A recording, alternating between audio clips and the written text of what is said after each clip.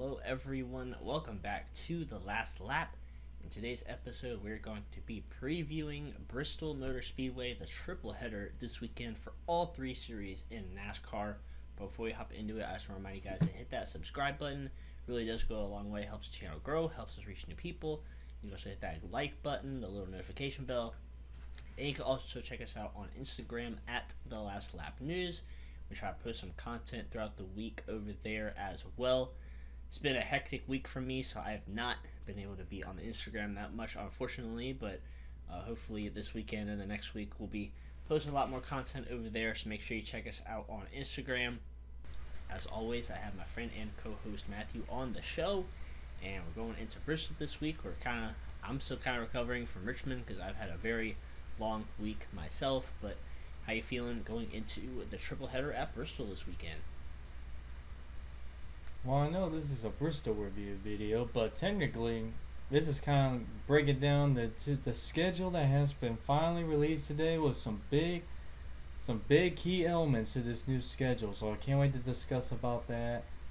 And I'm still recovering from Richmond. As you can tell, I look exhausted because I've been doing work non-stop. But today I finally have a calm day for once. So it's been a long couple of days after the race, and I cannot wait for Bristol. And yeah, I cannot wait to break down this new schedule. Make sure you guys check out our last video. That'll be linked at the end of this video. Make sure you guys check that out. We did our first ever vlog. We did that for Richmond, talking about the vlog. We did that talking about our experience and all that kind of stuff. It's really cool. I really enjoyed filming it and talking over it with you a little bit at the end there, but it was really fun to make. Make sure you guys go check that video out. It was a lot of fun. Hopefully you guys enjoy that one. But we're going to hop into this video now. We got some news for you guys. Matthew already mentioned a little bit that the schedule was announced for next year, but also there's some Xfinity Series news. So Sheldon Creed, who currently drives for GMS in the Truck Series, announced that he will be with RCR in the Xfinity Series next time. So I think that's a good move for him, moving up a series to the Xfinity Series and see what he could do in some RCR equipment. I think that's a great move for him. Hopefully he can do pretty decent in the Xfinity Series next year. And then Justin Allgaier also announced that he re-signed with Junior Motorsports for another year. So that's 4 cars for them now. We'll see if Mike Lynette comes back to make it 5, but we'll have to wait and see. But that's the Xfinity news, and now we're going to hop into the big stuff, which is the schedule for 2022. And the Cup Series schedule was announced today. There were a few leaks on Tuesday, but it was officially announced today and confirmed. So the two biggest things on this schedule are the Clash and another track that was added to the schedule. So the Clash is going to be at the Los Angeles Coliseum, which is where they've hosted the Olympics before, and where they'll be hosting the Olympics again in the future in 2028. Apparently, you're going to pave a racetrack inside of that Coliseum. It'll be like a quarter-mile little bull ring oval, so I think that's going to be really cool. We kind of talked about it in our last week that it was a rumor. That is now official, so that'll be really cool. I'm interested to see how that turns out. And then Worldwide Technology, aka Gateway, was also announced on the schedule. That is great, very impressive there. Definitely looking forward to that. And then a few other schedule changes. Let me see. So Circuit of the Americas is now in March, which is interesting. I am so upset with this, but both Richmond races are now on a Sunday. I am very sad that that is now the case. At least they both used to be Saturday night, and then they knocked one down to Saturday night, one on Sunday. Now both are on Sunday. Plus one of them got moved to the middle of August, so it's going to be hot as heck out there. So that's another change. Bristol Dirt is back, which is good. Darlington still has 2 races. Texas has the All-Star race and 2 races. I'm looking at the schedule right now, trying to see what else is on here. Pocono lost a race, obviously, due to Worldwide Technology getting a race, and then they shook up the playoffs a little bit as well. So they kicked Richmond out of the playoffs and put Homestead in. And then they mixed everything up a little bit as well. Kansas is now in the first round instead of Richmond. Homestead is in the second round, or in the round of 8. So yeah, they only added Worldwide Technology and took out Pocono, but there's a lot of shifting around in the schedule as well. So it'll be interesting to see how they handle the schedule next year. But that's all I gotta say. Matthew, tell me what you think about the Xfinity news really quick, and I know you really want to talk about the schedule, so tell me what you think about that. Well, Sheldon Creed going to Xfinity Series is big. It's great for him. I hope he has plenty of sponsors. And Richard Childress is a great ride. Tyler Reddick just won the Xfinity Championship in that car not too long ago, and I feel like he'll definitely be good in this car. Compared to Maya Snyder, I know he did win a race this year, but that was really only because Noah Gragson just really had terrible luck. But other than that win, Maya Snyder has not really impressed me being in that RCR car. Like, he has been really, and I mean really inconsistent.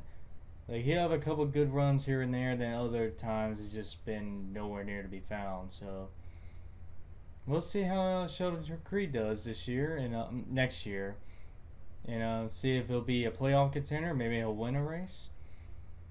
And there's one other piece of news I want to talk about. It's Starcom Racing. Remember, they sold their charter not too long ago. They just announced they're going to be ceasing operations at the end of the season. And I'm not going to complain too much about that one because they've been absolute roadblocks. As I was reminded by that watching Richmond live, how they're always in the way. They've been around since like the very end of 2017, I think, or 20 whatever. Like, the only memory I remember from them is them being at the inaugural Nashville Super Speedway Cup race and seeing them basically forget how to put lug nuts on one wheel at the very first lap on the very first turn. So not gonna miss them too much. If you're a team that's not planning on trying to be good and competitive, you just want to be in the back all day and collect your money, you don't get no sympathy from me. So that's one less roadblock, and all we have to deal with next year is just the regular racing cars. But now we're going to get to the schedule. I love seeing Auto Club back in the second race of the season. That's really nostalgic for me, as I remember when I first started watching NASCAR, that was always the second race that they go to after the Daytona 500. So I'm happy to see it back in the second race of the season again. Then, I gotta first talk about the clash at the LA Coliseum first. What's wrong with me? I mean, this is the biggest news of the schedule. This was announced last night before the whole schedule release, but we knew that Coliseum was going to the clash. I mean, if you're going to do a crazy idea, you might as well do it a non-points race, like an all-star race or the clash. So I'll give NASCAR credit for that. Will it work? Well, I don't know. It's either going to be one of the best races we have ever seen, or it's going to be really, really, really bad. It's going to be one of those two. From the iRacing, what iRacing did with this concept, it looks like it's going to be flat turn, so it's going to feel like a shorter Martinsville almost. I mean, it's going to be a short track, which, I mean, that's what everyone loves now. Everyone loves short tracks, so technically this is a really short track. So I'm glad they're doing this when there's not a lot of cars on the field. Compared, like, if you're doing a full field, that's not going to work in my opinion. But I cannot wait to see this, to see if this is really going to work or not. But I'm excited for it. I can't wait for it. So I'm looking forward to that being the first race of the year. Well, it's a non-points race, but it's still the first race of the year. But anyways, Circuit of the Americas is going to be moved to March. I like that. Get one of the big, like one of the more big name tracks as the first part of the season, like with the Daytona 500. So I like that move. Texas All-Star Race. I don't know why it's still there. I don't know why they have an All-Star Race. I don't even know why both of their races are on the schedule. I think we should just get rid of both of those races and tear the whole track down and start from scratch and put a short track in it. What do you say, Jimmy? I mean, I wouldn't complain, but apparently Eddie Gossage has some type of. Apparently he's got some type of money to keep NASCAR coming back to Texas. So yeah, it's kind of hard to stop that if the owner of the track got some money. So unfortunately, we gotta live with it. It's okay. We'll take our naps during those races. But another track that I don't think that needs 2 dates is Atlanta. I think one's only good enough for that. Like, it's not a bad track, but I'm still not sold about their reconfiguration of the track that they're doing. I'm still not sold on that one. I feel like they're gonna butcher that track like they did with Kentucky when they reconfigured it, and look what happened. They're not even on the schedule. Same thing they did with Texas. Now it's the worst track on the schedule. So I'm not really feeling too confident about this. That's why I don't want 2 dates with this configuration, because who knows? It might be terrible. I'm not feeling confident about it. I hope they prove me wrong, but I'm not feeling confident about it. So I don't think they really need 2 dates. I think they only need 1. Let's see. Was there? Oh yeah, Gateway is on the Cubs schedule for the first time. I think Brad Keselowski's not gonna like being back there, because I think we remember the one finish that he had here with Carl Edwards. We all know what happened the last lap there. So I don't know if Brad's gonna enjoy going back there, but everybody else is looking forward to go back there. This is perfect because it's literally a bridge away from a big city in St. Louis. So that's a way to get. That's a good marketing strategy for NASCAR. It's getting a shorter track that's not a mile and a half near a city. So that's perfect right there. So I cannot wait to see how the Cup cars race to this track. And yeah, I'm looking forward to that one. But I'm not calling it Worldwide Technology Raceway. It sounds like a mouthful to me. I'm just calling it Gateway. Sorry. But let's see, Richmond in August. Man, that's gonna be a hot one. Jimmy, you might want to bring one of these kiddie pools on the racetrack, because you're gonna be hot in there. Knowing, you know that Virginia heat, it gets hot here. So, well, it's gonna be hot in Richmond. That if it's gonna be in August, right, Jimmy? During the daytime too. So. If it was at night, I mean, heck, it's gonna be hot there. It will still be hot at night, but during the day it's gonna be 10 times worse. So, yes, it's gonna be interesting for sure to have Richmond in August for sure. But I'm also glad Road America is back in the 4th of July. I think it was a really great race. I'm glad Nashville Super Speedway is back. I loved being there, even though it was really hot. Speaking of, when I was there, I'm glad it's back. Let's see, Daytona, still the regular season finale. I personally like it because it develops all the big stories of who's gonna advance in the playoffs, the last race in. Some people don't like it, but I think it makes it more exciting. As we saw there this year, I mean, it was really intense. As for playoff moves, I noticed Kansas is going to be in the first round, which is interesting.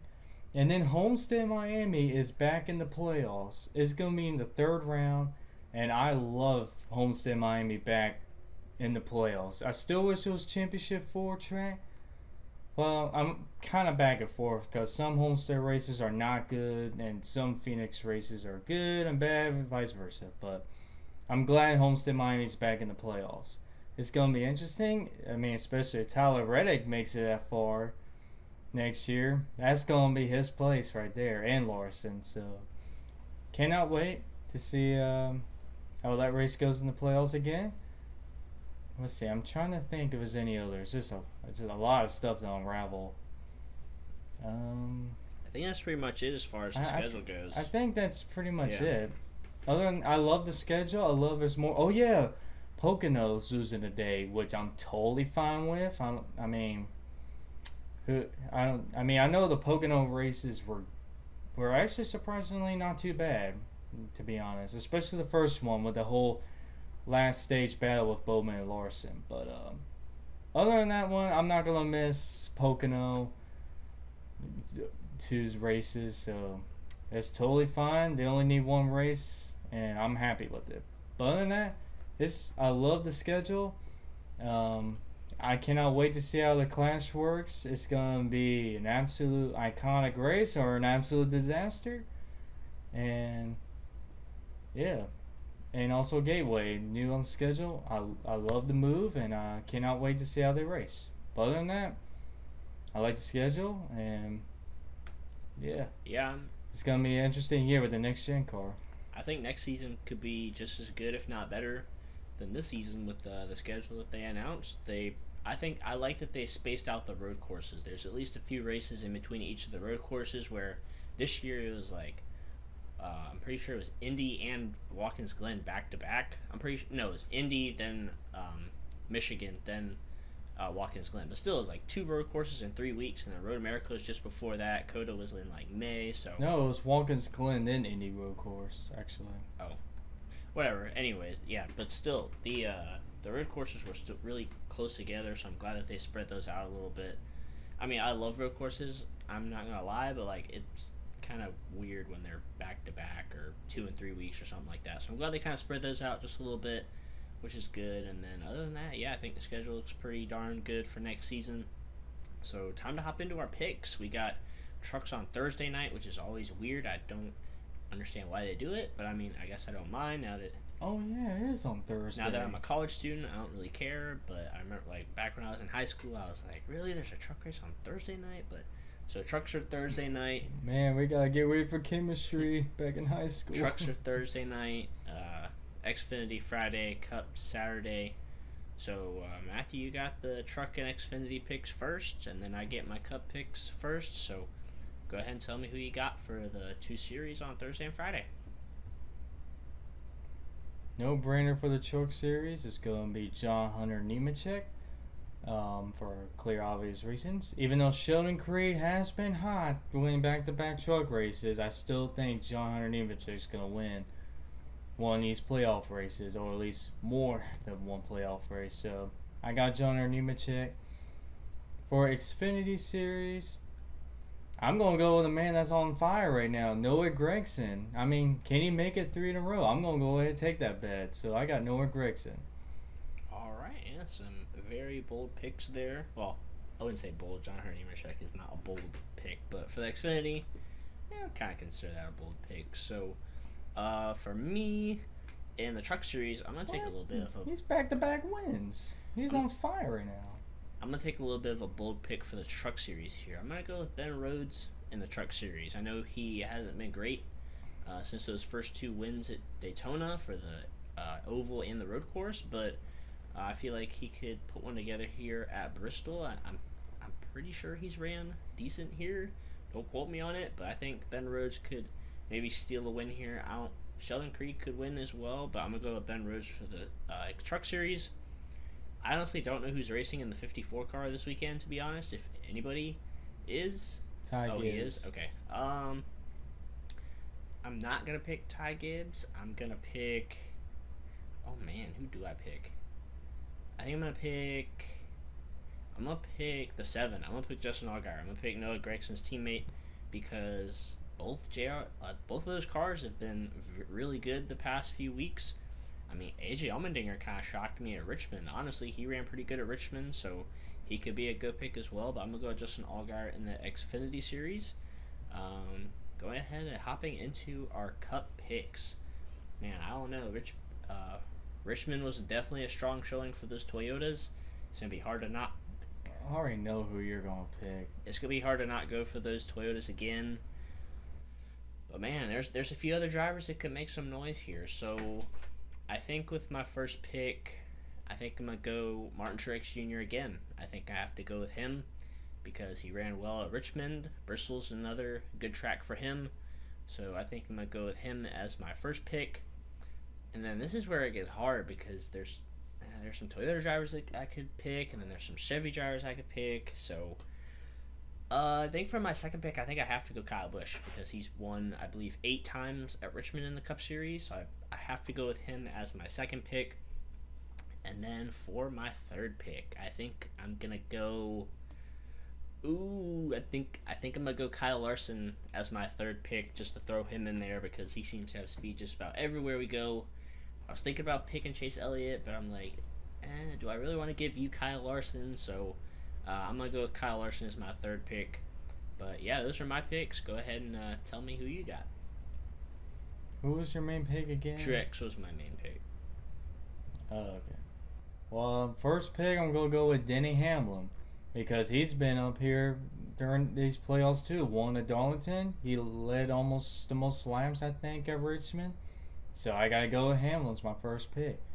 My second pick, I'm going to go with Chase Elliott because he's I mean, it did win the All-Star race at Bristol, so I mean 2020 was really good for him at Bristol. So I gotta go with him. That's my second pick.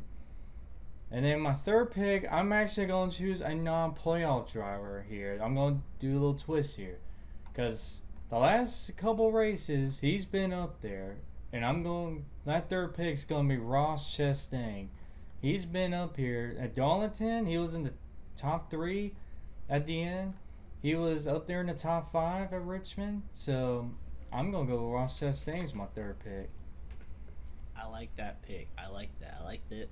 We're kind of switching it up here with the non-playoff drivers. I'll give you extra points if Ross Chastain wins just because you picked him. But yeah, I like that.